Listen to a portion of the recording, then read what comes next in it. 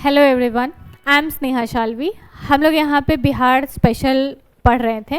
Bihar special में आगे हम लोग आर्ट एंड कल्चर के बारे में पढ़ेंगे। बिहार का स्पेशल आर्ट क्या है, बिहार में फेस्टिवल्स क्या है, आप ये देख सकते हैं। एक छठ का वाइब आ रहा है, तो छठ हमारे यहाँ का सबसे इम्पॉर्टेंट फेस्टिवल है। इसके अलावा बहुत सारे ऐसा फेस्टिवल है जो कि स्पेशली सिर्फ बिहार में ही मनाया जाता है। यह स्टार्ट सिर्फ बिहार में ही हुआ था। जैसे छठ का ही बात करें तो स्टार्ट तो बिहार में हुआ था, आज भले अमेरिका में भी मनाया जाता है। तो हम लोग बिहार के आर्ट एंड कल्चर को पढ़ते हैं। Let's start. सबसे पहले तो हम लोग देखते हैं कि बिहार का जो आर्ट एंड कल्चर है वो रिलीजन से कैसे रिलेटेड है। सबसे पहले तो कौन कौन सा रिलीजन है जो बिहार में फ्लरिश हुआ है या बिहार से रिलेटेड है। तो सबसे पहले तो बुद्धिज़्म हो जाएगा, जैनिज़्म हो जाएगा और सिखिज़्म हो जाएगा। लास्ट लेक्चर में हम आप लोग को बताए थे सिखिज़्म के बारे में कि कैसे सिखिज़्म बिहार से रिलेटेड है। ठीक है, तो इसके वजह से जैसे रिलीजन जो होता है उससे रिलेटेड आर्ट और कल्चर हो जाए। कोई भी रिचुअल है, जैसे हमारे यहाँ छठ है तो छठ में ही खरना में क्या प्रसाद चढ़ेगा, शाम वाले अर्घ में क्या अर्घ, किस चीज़ से अर्घ दिया जाएगा, ये सब किस चीज़ से पार्ट है, हिंदू कल्चर का पार्ट है। तो ये सब जो है जितना रिलीजन है, रिलीजन से ही आर्ट एंड कल्चर जो है बहुत ज़्यादा इन्फ्लुएंस होता है। तो इसलिए यहाँ पे भी जो इतना ज़्यादा रिलीजन है, उसके अलावा इतना ज़्यादा ट्रेडिशन फॉलो किया जाता है, उसकी वजह से यहाँ का आर्ट एंड कल्चर बहुत रिच है। ठीक है, सबसे पहले हम लोग देखें रिलीजियस साइट्स क्या क्या है यहाँ पे। जैसे कि बोध गया हो जाएगा। बोध गया किस रिलीजन के लिए हो गया? बुद्धिज़्म के लिए। वहीं पे अगर आप विष्णुपद टेम्पल देख ले तो वो हिंदू के लिए हो गया। ठीक है, फिर नालंदा हो गया, फिर वैशाली हो गया। वैशाली जैनिज्म और बुद्धिज़्म दोनों के लिए इम्पॉर्टेंट है। फेस्टिवल में देखें तो छठ पूजा, सोनपुर मेला। सोनपुर मेला हर जगह तो नहीं मनाया जाएगा, सोनपुर में मनाया जाएगा। सोनपुर बिहार में है, तो ये बहुत इम्पॉर्टेंट चीज़ है। जो ये वीडियो आपको ना सिर्फ अपने एग्ज़ाम के लिए बल्कि अपने बिहार के कल्चर को जानने के लिए भी देखना चाहिए। आपको जानना चाहिए हमारे बिहार में क्या क्या होता है। आई बिलीव आपको मोस्ट ऑफ द चीज़ इसमें से पता होंगी। अगर 2-4 चीज़ भी आप यहाँ से नया सीखो तो जानो कि आप अपने कल्चर से और अटैच फील करो अपने कल्चर से। ठीक है, फिर next is literature and language. Language में भी जैसे यहाँ पे बहुत सारी लैंग्वेज है। मैथिली है, ऊपर में अगर जाएँ तो भोजपुरी है, मगधी है, अंगिका है, तो ये सारे लैंग्वेज यहाँ के पार्ट हैं। ठीक, यहाँ पे विद्यापति ठाकुर, रामधारी सिंह दिनकर, ये सब ऐसे महान कवि हैं जो कि हमारे बिहार से आए हैं। मैथिली में देखें तो विद्यापति, ये सब बहुत बड़े कवि हैं जिसके बारे में शायद हम लोग नहीं जानते हैं, हम लोग को लेकिन जानना चाहिए। नेक्स्ट क्विजीन के बारे में अगर हम लोग बात करें, क्विजीन का मतलब क्या होता है? खाना पीना। खाना पीना ही हमारे यहाँ कितना स्पेशल है। बिहार का लिट्टी चोखा तो आजकल लाइक इंटरनेशनली फेमस हो चुका है। ठीक है, इसके अलावा sattu paratha. Sattu is very rich source of protein. जो अब महंगे महंगे लोग प्रोटीन पाउडर वगैरह लेते हैं, हमारे पास हमारा ट्रेडिशन का पार्ट है ये कि हम वो खाते ही खाते हैं। फिर आर्ट्स एंड क्राफ्ट के बारे में ही अगर देखें तो कितना रिच आर्ट एंड क्राफ्ट है। चाहे वो स्टार्ट करें ऊपर मधुबनी आर्ट से, उसके बाद मंजूषा आर्ट, टिकुली आर्ट, कितने सारे आर्ट फॉर्म्स हैं जो कि बिहार में हैं। तो हम लोगों को इसके बारे में जानना चाहिए और प्रमोट करना चाहिए, किसी भी तरीके से इसको प्रमोट करना चाहिए। फिर म्यूज़िक एंड डांस के बारे में देखें तो बिहार में जैसे जाट जाटिन हो जाता है, विदेशिया हो जाता है। फिर उसके बाद आप झिझिया सुने होंगे, झिझिया डांस होता है जो मिथिला का होता है। तो ये सब कल्चर का पार्ट हो जाता है। फिर स्कल्पचर और मॉन्यूमेंट के बारे में अगर हम लोग देखें तो सबसे पहले बुद्धिस्ट मॉन्यूमेंट देख लेंगे। कहाँ पे? बोध गया में है, नालंदा में है और विक्रमशिला में है। ठीक है, ये तो आपको बोध गया बहुत लोग आप में से गए होंगे। नालंदा यूनिवर्सिटी भी टूरिस्ट प्लेस है, बहुत लोग गए होंगे। Next is Hindu temple. Hindu temple Vishnupad temple गया में जो है, जहाँ पे अभी भी लास्ट राइट्स जो होता है वो वहाँ पे किया जाता है। अभी भी वो जगह ऐसा माना जाता है कि मोक्ष मिले, उसके लिए बहुत प्रसिद्ध है। तो विष्णुपद टेम्पल हो गया। मुंडेश्वरी टेम्पल हो गया। मुंडेश्वरी टेम्पल कहाँ है? कैमूर में। ये भी बहुत ज़्यादा मान्यता प्राप्त टेम्पल है। इस्लामिक आर्किटेक्चर को ही अगर देखें तो शेरशाह सूरी मस्जिद पटना में है। कोई भी रिलीजन हो, चाहे वो हिंदू का हो, बुद्ध का हो, जैनिज्म हो, सिखिज्म हो, इस्लाम हो, हर रिलीजन का यहाँ पे फ्लरिश हुआ है। हर रिलीजन के आपको हेरिटेज साइट हो गए या फिर पिलग्रिमेज साइट हो गए, यहाँ पे देखे जाते हैं। जैसे शेरशाह सूरी मस्जिद हो गया पटना में, खुदा बख्श ओरिएंटल लाइब्रेरी हो गया, ये सब क्या है, बिहार के आर्किटेक्चरल जो कि इस्लामिक से रिलेटेड है उसका है पार्ट है। फिर फोर्ट्स एंड पैलेस का अगर बात करें तो रोहतास फोर्ट हो गया, राजगीर फोर्ट हो गया। ये बहुत ही खूबसूरत और बहुत ऐसा प्लेस है जिसको अगर डेवलप करवाया जाए तो बहुत ही अच्छा टूरिस्ट स्पेस बन सकता है ये। Next is stupas and monasteries. तो इसमें सबसे इंपॉर्टेंट क्या है, केसरी स्तूपा कहाँ है, रून्स ऑफ विक्रमशिला मोनेस्ट्री, ये सब क्या है, बहुत ही इंपॉर्टेंट प्लेस है। फिर यूरोपियन आर्किटेक्चर का अगर बात करें तो पटना कलेक्ट्रेट, जो बाद में ब्रिटिश लोग जो बनाए थे ना वो सारा यूरोपियन आर्किटेक्चर बनाए थे, चाहे वो हाई कोर्ट हो, चाहे वो कलेक्ट्रेट हो। पटना कॉलेज भवन आप लोग देखे होंगे, पटना कॉलेज के बहुत सारे स्टूडेंट होंगे शायद यहाँ पे। फिर बांकीपुर चर्च हो गया, ये पादरी की हवेली हो गया, ये पादरी की हवेली कहाँ है, पटना सिटी में। ये सब किसका बहुत इंपॉर्टेंट पार्ट है, ये गोथिक स्टाइल में है, ठीक है। आर्ट एंड आर्किटेक्चर को अगर आप बहुत डिटेल में पढ़ेंगे तो उसमें जानेंगे कि एक टाइप होता है गोथिक स्टाइल। गोथिक स्टाइल में ये पटना कलेक्ट्रेट हो गया, पटना कॉलेज भवन हो गया, बांकीपुर हो गया, ये सब इम्पॉर्टेंट पार्ट है। फिर Patna Raj Bhavan, secretariat, high court, ये सब जो है मॉडर्न यूरोपियन का पार्ट है। जैसे हम आपको बताएं ना कि जब ब्रिटिश आए थे जो वो नया नया जो भी बनाए थे वो सारा अपने ही आर्किटेक्चर में बनाए थे। हमारा आर्किटेक्चर या पहले से जो इस्लामिक आर्किटेक्चर चल रहा था उसको नहीं फॉलो किए थे। फिर गोलघर को अगर आप देख लें तो वो प्राइम एग्जाम्पल है डोम शेप का। यूरोपियन आर्किटेक्चर में डोम शेप जो होता है, डोम शेप क्या हो जाता है, ये हो गया ऐसे डोम शेप्ड आर्किटेक्चर, गोलघर इसी शेप में है। तो इस शेप में जो गोलघर है तो उसका प्राइम एग्जाम्पल है गोलघर। गोलघर में क्या कौन बनाया था ये आप लोग बताइए। फिर पटना म्यूजियम और सुल्तान पैलेस, ये इंडो इस्लामिक आर्किटेक्चर में बनाया गया था। पेंटिंग्स में अगर आप लोग देख लीजिए तो बहुत सारा पेंटिंग है। सबसे पहले पटना कलाम, अगर आप मेंस का तैयारी किए हैं या एटलीस्ट क्वेश्चन पेपर भी देखे हैं तो आप जरूर जानते होंगे पटना कलाम, पाला आर्ट, मॉडर्न आर्ट, ये बहुत पूछा जाता है। हालांकि अब नए क्वेश्चंस में तो डिफरेंट आर्ट फॉर्म्स को एक साथ ही पूछ लेता है, या ये डिफरेंट आर्ट फॉर्म्स आपको जानने चाहिए। सबसे इम्पॉर्टेंट पटना कलाम, मॉडर्न आर्ट और पाला आर्ट, ये तीनों तो प्रीवियस ईयर क्वेश्चन में आपको ऑलमोस्ट हर साल एक क्वेश्चन मिल जाएगा, एक क्वेश्चन आर्ट से रहता ही है। तो उसमें अगर आप देखें तो पाला आर्ट क्या था, एक लोकल था, फ्यूजन था, किसका था, यूरोपियन का और मुगल का, दोनों का एक फ्यूजन था, मुगल स्टाइल और ब्रिटिश स्टाइल, और लोकल का भी उसमें टच था। ये ना बहुत ज़्यादा ऐसा नहीं था कि बहुत हाई फाई कुछ ऐसा बना, एकदम local life, day to day life को बता रहा है कि कारपेंटर है कुछ कर रहा है, लोग हैं गांव में है, सब्जी बेच रहा है कोई, इस टाइप का नॉर्मल चीज़ वो दिखाता था। कजली स्याही टेक्निक था वो यूज़ करता था। तो पटना कलाम के बारे में अभी शॉर्ट में हम लोग इतना जानते हैं। अगर हम लोग मेंस के समय में पढ़ेंगे तो इसी पटना कलाम आर्किटेक्चर को हम लोग बहुत डिटेल में पढ़ेंगे। उसके बाद जैसे इसमें ध्यान रखिएगा पेपर, आइवरी, इन सब पे बनाया जाता था। Next is Madhubani painting. Madhubani painting कहाँ पाया जाएगा, तो मधुबनी तो डिस्ट्रिक्ट ही है तो ऑब्वियसली उसी रीजन में पाया जाएगा। तो मधुबनी, दरभंगा या मिथिला का जितना क्षेत्र है ना वहाँ पे मधुबनी पेंटिंग पाया जाता है। और मधुबनी पेंटिंग में जैसे कि दो तरीके का होता है, एक तो होता है कि वॉल पेंटिंग, जैसे कि वॉल जो होता है ना दो तरीके, एक होता है वॉल पेंटिंग, ठीक है, और एक होता है अड़पन। वॉल पेंटिंग तो आप लोग समझ गए कि वॉल पे बनाया जाता है, कोबड़ वगैरह सब बनाया जाता है, जैसे कि शादी के समय में बनता है कोबड़। और अड़पन क्या होता है ना कि ज़मीन पे बनाया जाता है, ज़मीन पे डिफरेंट शेप्स होते हैं उसमें, जैसे शंख हो गया, कमल का फूल हो गया, या मतलब 8 ऑक्टागोनल टाइप का कुछ बनाया जाता है। तो इस टाइप का बहुत डिफरेंट टाइप्स होता है। तो अड़पन होता है, अड़पन ज़मीन पे बनाया जाता है। अगर ट्रेडिशनल वे में देखें तो चावल के आटा को पीस के उसमें पानी मिला के उससे बनाया जाता है और ऊपर से सिंदूर लगाया जाता है। फिर वॉल पेंटिंग के बारे में अगर आप लोग देखें तो वॉल पेंटिंग में कोबड़ वगैरह रहता है, ठीक है। और अभी के समय में अगर आप देखिएगा ना तो बिहार में सबसे पॉपुलर मधुबनी पेंटिंग ही है, और सबसे ज़्यादा प्रमोट भी मधुबनी पेंटिंग को ही किया जा रहा है।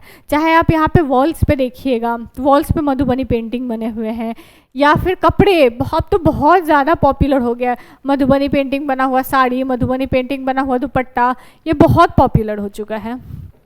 मंजूषा पेंटिंग हो गया, ये कहाँ पाया जाता है, तो ये भागलपुर के रीजन में पाया जाता है। ठीक है, भागलपुर के रीजन में, या जिसको पहले अंग कहते थे, अंग जनपद था ना, तो उस समय वाले रीजन में मंजूषा पाया जाता है। इसके बारे में इम्पोर्टेंट पॉइंट यही है कि ये भी एक लोकल आर्ट है, जैसे कि हम उसके बारे में पढ़े थे पटना कलाम के बारे में, वैसे ही ये भी एक लोकल आर्ट है। This is based on folk tale of Behula Bishahari. ठीक है, उसके बाद थंगका पेंटिंग के बारे में पढ़ेंगे। थंगका किस चीज, तिब्बतन पार्ट से रिलेटेड था, ये बुद्धिज्म है, मतलब बुद्धिज्म से रिलेटेड है। और थंगका जो है एक तिब्बतन वर्ड है जिसका मतलब होता है which means that which can be wrapped, जिसको बांधा जा सके, रैप किया जा सके। थंगका पेंटिंग इंडियन और तिब्बतन का मिक्स है, जैसे तिब्बत से आया है, तिब्बत का कल्चर आपको दिखा रहा है, इंडियन का इंडिया में पाया जा रहा है, तो दोनों मिक्स हो जाएगा। फिर जादो पाटिया पेंटिंग, ठीक है, इट इज़ बेस्ड ऑन, ये संथाल ट्राइब जो कि मोस्टली अब तो झारखंड का पार्ट है, पर आपको जानना चाहिए कि this was also part of Bihar. Dance के बारे में अगर हम लोग देखें तो जैसे जाट जाटिन, जाट जाटिन क्या है, एक बहुत ही पॉपुलर डांस फॉर्म है।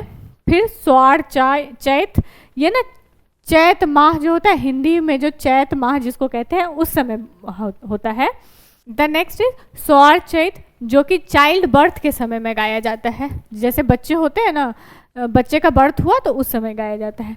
नेक्स्ट इज झूमर, झूमर तो वो लाइवली डांस परफॉर्मेंस जिसमें बहुत अच्छे से डांस हो रहा है, गाना बज रहा है, वो होता है। विदेशिया, विदेशिया भी एक फोक सॉन्ग है जिसमें लव, सेपरेशन, इन सबको दिखाया जाता है। डोम काच, डोम काच जो है एक कम्युनिटी होती है, डोम कम्युनिटी, वो कम्युनिटी स्पेशली इस डांस को परफॉर्म करती है अपने वेडिंग्स और सेलिब्रेशन में। तो हमारे यहाँ ऐसा नहीं है कि सिर्फ रिलीजन के बेस पे बहुत सारे डांस या कल्चर है, बहुत सारे कम्युनिटी ने अपना अपना डांस फॉर्म कल्चर बनाया हुआ है, एंड सबको प्रमोट करना चाहिए अपना कल्चर। फिर झिझिया के बारे में हम बताए थे, तो झिझिया जो है ना एक हार्वेस्ट डांस है, जैसे कि हार्वेस्टिंग होता था पहले, तो this is a matter of immense Joy, कि मतलब हमारे पास अब फसल कट गया है, अब हम बेचेंगे, I have something to eat, हम बेच के पैसा कमाएंगे, तो this is something to something of joy. तो इसको खुशी में क्या करते हैं लोग, डांस करते हैं। तो उसी समय एक डांस फॉर्म ओरिजिनेट हुआ था जिसको हम लोग झिझिया कहते हैं, आज भी मनाया जाता है, आज भी लोग झिझिया करते हैं। फिर म्यूज़िक में अगर देखें तो चैत, जो कि लोकल फोक सॉन्ग था, चैत के महीने में गाया जाता था। नेक्स्ट इज फाग, फाग नाम से ही समझ में आ रहा है, फागुन के महीने में गाया जाता है। ये चैत फागुन ये सब जो है ना वो हिंदी कैलेंडर के अकॉर्डिंग मंथ्स है, चैत फागुन वैसाख ये सब जो हिंदी होता है। फिर कजरी जो है ये फोक सॉन्ग होता है जो कि सावन में गाया जाता है। ठीक है, फिर बारह मासा, बारह मासा नाम से ही, बारह का मतलब क्या हो जाएगा, बारह मतलब 12, मासा मतलब मंथ, तो बारह मासा का मतलब क्या, जो सारे महीने में गाया जा सके वैसा गाना बारह मासा हो गया। जंटासरी, ये वुमेन यूजिंग चक्की, जब चक्की वो यूज़ कर रही होती थी तो उस समय वो लोग आती थी। फिर नचारी, फिर ये लॉर्ड शिवा के लिए गाया जाता है, मतलब लॉर्ड शिव को प्रेज करने के लिए, उनकी तारीफ करने के लिए गाया जाता है। ये विद्यापति के द्वारा बहुत लिखा गया था। उसके बाद सोहर होता है जो कि चाइल्ड के बर्थ पे गाया जाता है। सुमंगली या लगनी जिसको कहते हैं, ये गाया जाता है मैरिज, लगन कहते हैं ना शादी को, लगन लाइक लोकल लैंग्वेज में शादी को लगन भी कहते हैं, तो उसी समय लगनी या उसको सुमंगली कहते हैं, वो गाना गाया जाता है।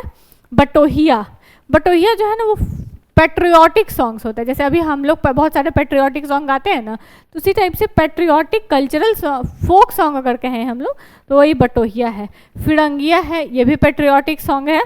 फिर पूर्वी जो है, the separated women describe their pitiable condition through the song, मतलब जो महिला अपने पति से अलग हो गई वैसे लोग इसको गाते हैं।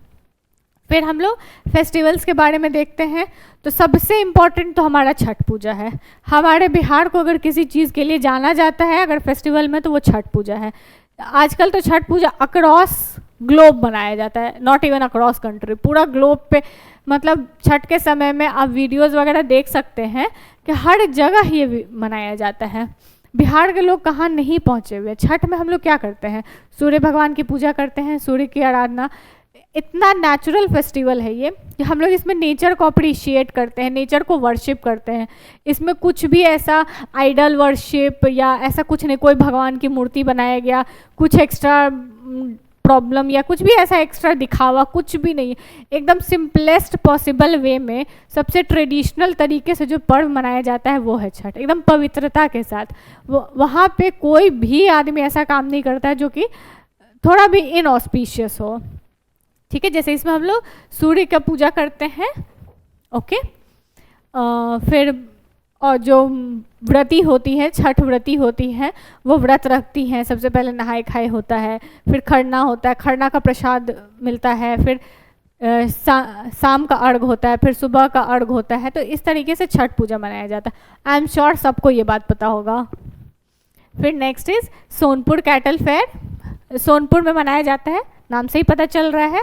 ये मॉडर्न किंग जो थे ना, चंद्रगुप्त मौर्य, वो यहाँ पे ट्रेडिंग किए थे हॉर्स का, कैटल का, इन सब का, ठीक है। ध्यान रखना है किस महीना में मनाया जाता है, कार्तिक पूर्णिमा में।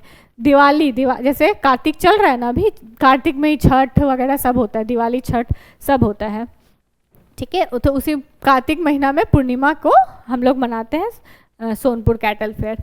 मकर संक्रांति, मकर संक्रांति क्या है, हार्वेस्ट फेस्टिवल है। कब मनाते हैं, 14 जनवरी को। उसमें क्या चूड़ा दही खाने वाला जो फेस्टिवल है उसी को हम लोग मकर संक्रांति कहते हैं। यहाँ पे क्या फेमस मकर संक्रांति मेला कहाँ होता है, राजगीर में होता है, ठीक है। जैसे कि और भी बहुत सारे फेस्टिवल है ना जो हार्वेस्ट फेस्टिवल है, जैसे कौन कौन से हो गए, जैसे असम में बिहू हो जाता है, पोंगल हो जाता है नॉर्थ इंडिया में। तो इसी तरीके से बिहार में जो है उसका नाम है मकर संक्रांति। उसके बाद पितृपक्ष मेला। पितृपक्ष मेला में हम लोग क्या करते हैं, पितृपक्ष जो होता है उसमें हम लोग क्या करते हैं, अपने एंसेस्टर्स को, अपने पूर्वज को याद करते हैं, उनके लिए पूजा करते हैं, उनकी पूजा करते हैं, दान दक्षिणा देते हैं। तो ये पितृपक्ष मेला उससे रिलेटेड ही है। ये 16 दिन गया में लगता है, ये तो ध्यान रखिएगा, और 16 दिन का है। एंसेस्ट्रल वर्शिप मतलब हम एंसेस्टर्स, अपने पूर्वजों को याद करते हैं, हम उनकी पूजा करते हैं, ठीक है। फिर राजगीर महोत्सव। राजगीर महोत्सव क्या है, it is celebrated with folk dance, devotional music, instrumental music, martial arts, ये सब इस समय होता है। ये जनरली अक्टूबर में होता है। फिर बिहुल, बिहुल या जिसको हम लोग बिशरी पूजा भी कहते हैं, ये भागलपुर डिस्ट्रिक्ट में मनाया जाता है। इसके बारे में शायद सबको जानकारी ना हो, भागलपुर वालों को तो ज़रूर होनी चाहिए। भागलपुर में बिहुल मनाया जाता है जिसको बिशरी पूजा भी कहते हैं। कब मनाया जाता है, तो अगस्त में मनाया जाता है। इसमें लोग गॉडेस मनसा की पूजा करते हैं और वो लोग प्रे करते हैं कि हमारी फैमिली सुरक्षित रहे, समाज सुरक्षित रहे। हम लोग जनरली प्रे करते हैं तो यही करते हैं। Festival celebrates and displays Manjusha art form. क्यों रिलेट कर पाए आप लोग, मंजूषा आर्ट फॉर्म कहाँ का था, भागलपुर का था।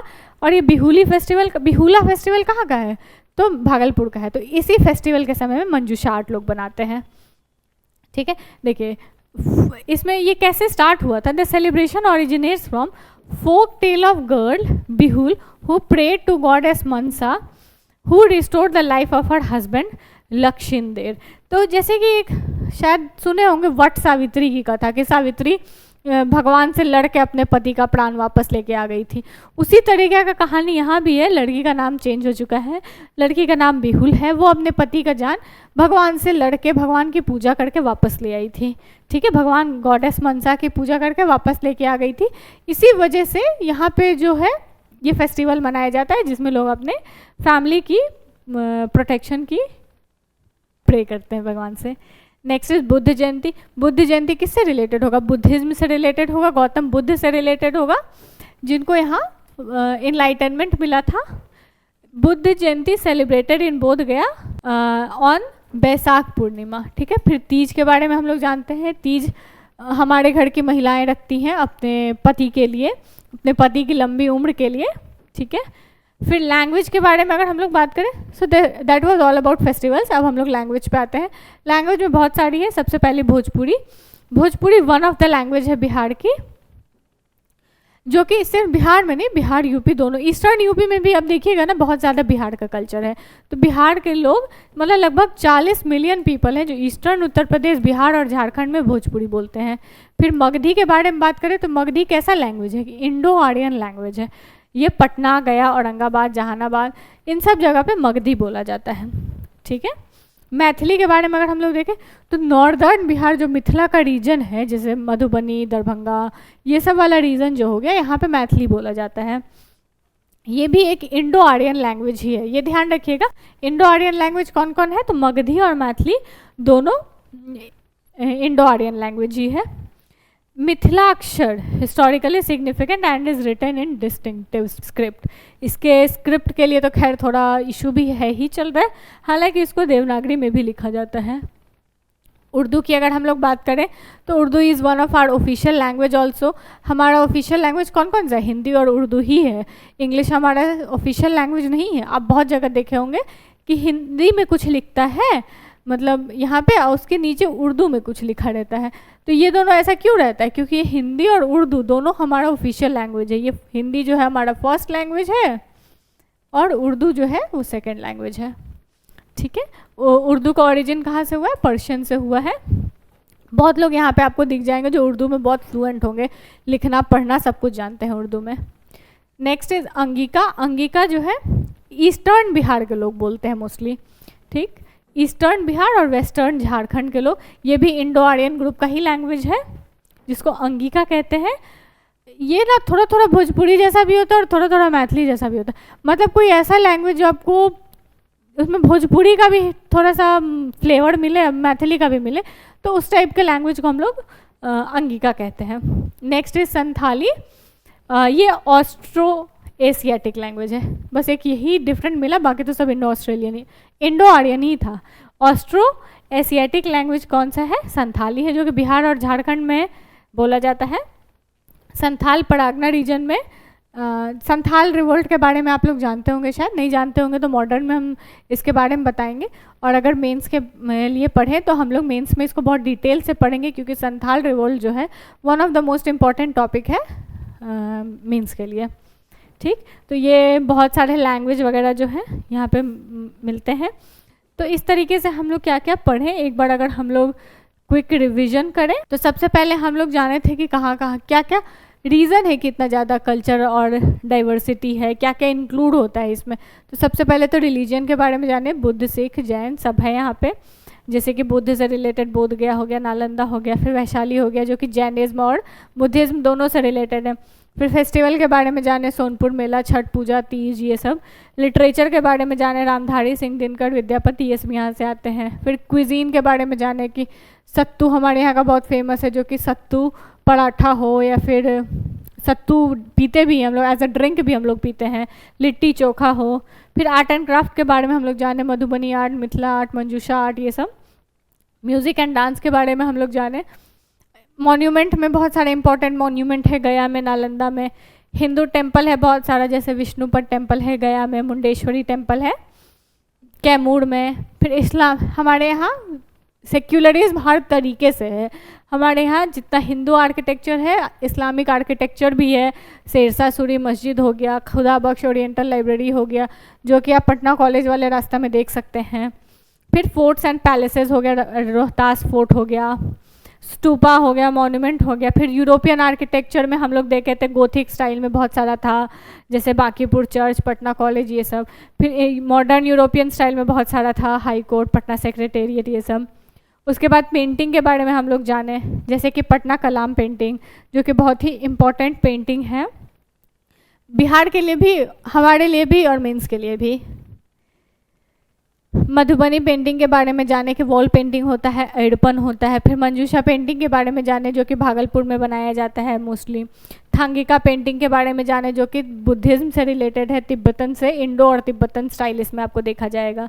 जडोपाटिया पेंटिंग जाने, जो कि संथाल से रिलेटेड है। फिर फोक सॉन्ग और डांस के बारे में हम लोग जाने, जाट जाटिन, सोर चैत, झूमर, विदेशिया, ये सब के बारे में। फिर लोकल म्यूज़िक के बारे में हम लोग जाने।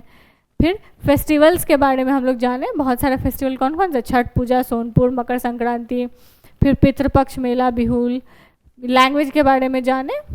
And this was all about the art and culture of Bihar. I hope आपको सब कुछ समझ में आया होगा और आप अवेयर हुए होंगे अपने बिहार से थोड़ा और ज़्यादा। Thank you, have a nice day.